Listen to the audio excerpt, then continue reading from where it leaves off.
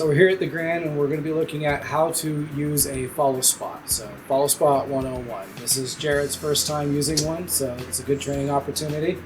So what we have here is a standard follow spot. It's a Lyceum midget. You'll see these in most community theaters, very basic. A lot of things aren't going to change between this unit and another one. So what you learn here will be the basics that you get through basically every model that you're going to use, unless it's an intelligent light. So with the spotlight, they're all manual, right? So basically everything you have to do is to remember where things are on the spotlight.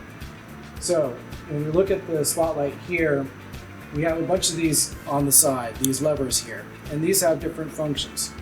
So a bunch of these are actually color wheels. So we use lighting gels inside the spotlight just like we would for our lights that are over the stage. We can change the color using these, and then we can also blind it by turning it off on the front one, and we'll show you how that works as well. On the top, you'll see two knobs. One is a dowser, and one is an iris. An iris is going to allow us to shrink or expand the size of the spotlight. The dowser is going to act as two doors, top and bottom, that close to block off your light that way. If you do it quickly, it looks like you're just shutting the light off. If you do it slowly, it looks like something's coming down and shutting it. On the back side of these, the little red button here, that's the power button. All you have to do is turn that on. We have this nice handle here that's plastic. A lot of the older ones are metal, so if you're going to different venues and you're not sure, wear gloves, because this will get hot, it can get hard to hold.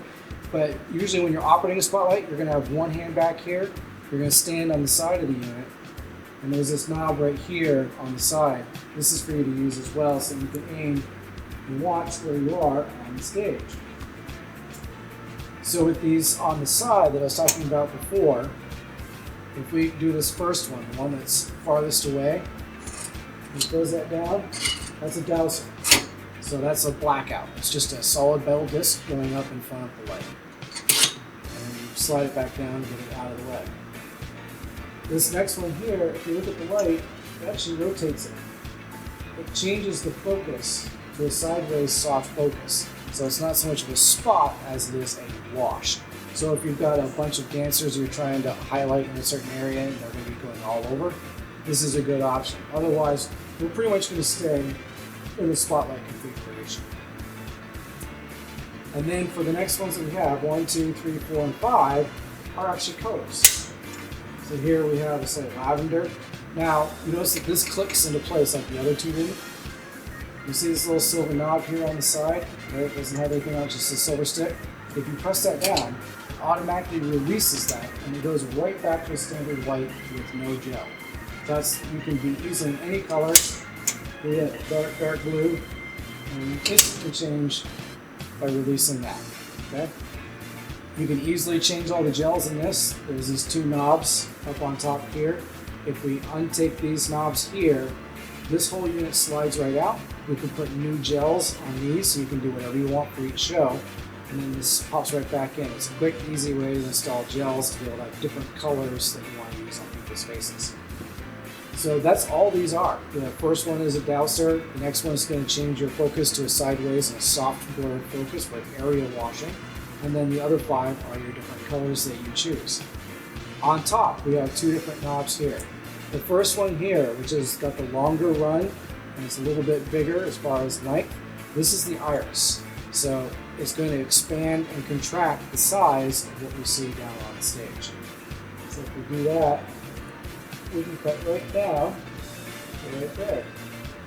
Now it will go that small.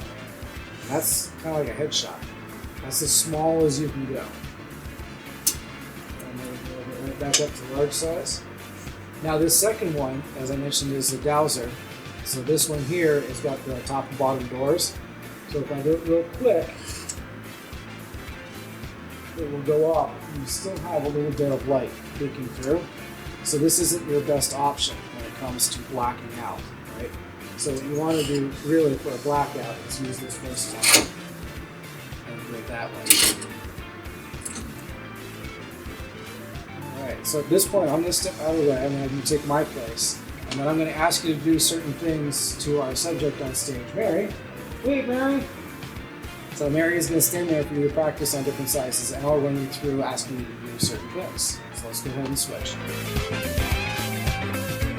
All right, so at this point, what I'd like you to do is what we used as our standard spotlight shot. So we're going to go from just over Mary's head to about her knees. We don't want to get the lower part of her legs. We want to go from the knees to the top of the head. So can you shrink that in so you can see just that?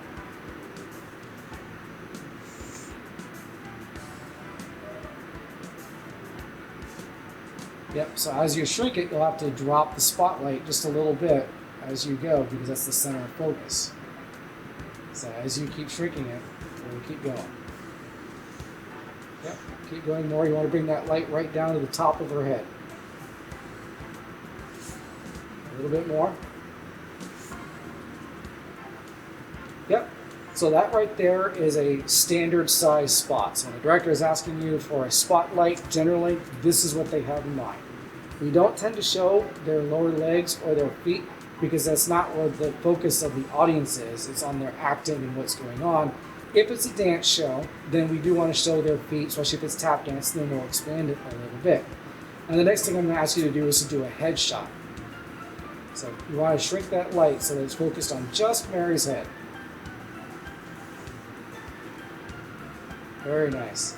Now you can see how any minor movements you have on the spotlight are exaggerated down there because the length of the throw and everything that's happening with that. So you have to be very careful when you're making your movements. It takes practice to just get smooth on making those transitions. Now the real fun part is trying to pick somebody up in a blackout. And generally you can't do a headshot in a blackout unless it's precisely planned. So instead I want you to go back to our standard shot.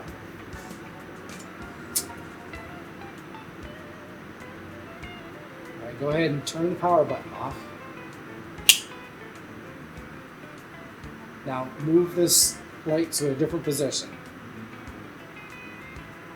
All right, so now you're coming in, the scene has just started, you don't know where she is, she's in a blackout, you can kind of see what's going on. So I want you to take the spotlight and without turning it on, aim it where you think it needs to be. And then when you're all set, go ahead and turn it on and see if you're there.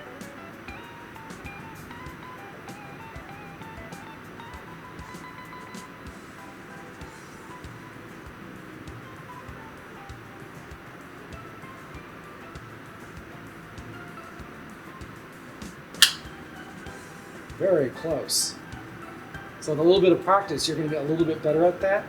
Some of the spotlights that they have out there actually have little aims on top. It looks like a little scope, and it's usually battery powered, and it's cat size. So you're being able to see in black and white night vision. So you can pick people up at a blackout. However, community theater, we don't have those. So it's just a matter of getting used to it and getting used to knowing that spatial awareness of if the spotlight's here, where is it aiming at? That just takes practice. The only other thing that I'll mention is I had you turn the light off rather than just douse it. That's totally fine. That's perfectly normal. And the reason that we tend to do that is to give the lamp a rest because they get very hot. If we're going to be doing this for multiple scenes and then you're going to be switching from people to people, you just leave the spotlight on, but you use the dowser instead. Right? Do you have any questions about how any of that works? No? All right. So thank you, Mary. You're a wonderful guinea pig. Oh, yes. Good point. So, Mary mentioned something called ballyhoo. So, ballyhoo, and I apologize to the cameraman, this is going to get a little crazy. Basically, it's a figure eight over the stage space. So, when someone says they want a ballyhoo, this is what they want. And when you get multiple spotlights doing that at once, it creates this really great Hollywood effect, right? Generally, you see that for curtain calls and stuff like that. At this point, let's have you practice doing a standard walking shot where you're following somebody. You're going to keep it as this standard size, right? So right now we're on her head, down to her knees. And Mary, walk wherever you want. Take it away.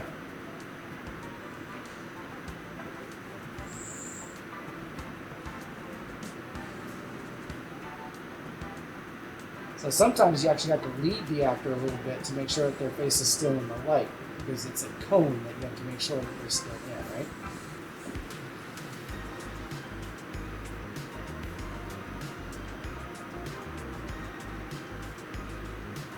Thank you. So those nice, easy movements, just keeping where she is. As I said, sometimes you have to lead them a little bit to make sure that they stay in.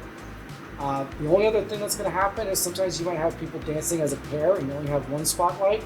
So you're going to expand that spotlight. So go ahead and expand it, and I'll tell you when to stop. A little bit more. There we go, right there. So typically when we have two people that are sharing a spotlight, it is for a musical, it's for a dance scene, and in that case we do want to see their feet, and we want to have enough room that we can see them on both sides. It's unavoidable at this lower angle that we are to get and not have any other cast members in that spotlight unless they're alone on stage. So there's going to be some washout onto other people, but the focus is going to remain on those two. And then what happens is, when they start to dance, sometimes they will separate a little bit and come back. Yeah, like that. So Mary's going to do that again, but I want you to actually be able to chase her by growing the size of the spotlight and then shrinking it again. Go ahead, Mary. Beautiful. Just like that. So it gets a little bit trickier when you're in musicals, but it can also be a lot more fun. So at this point, I think that's everything that we can do here. And at this point, it's also just a matter of practice. So we'll get you to train up for some more shows, and hopefully when we're able to reopen, we'll get you to run some spotlight.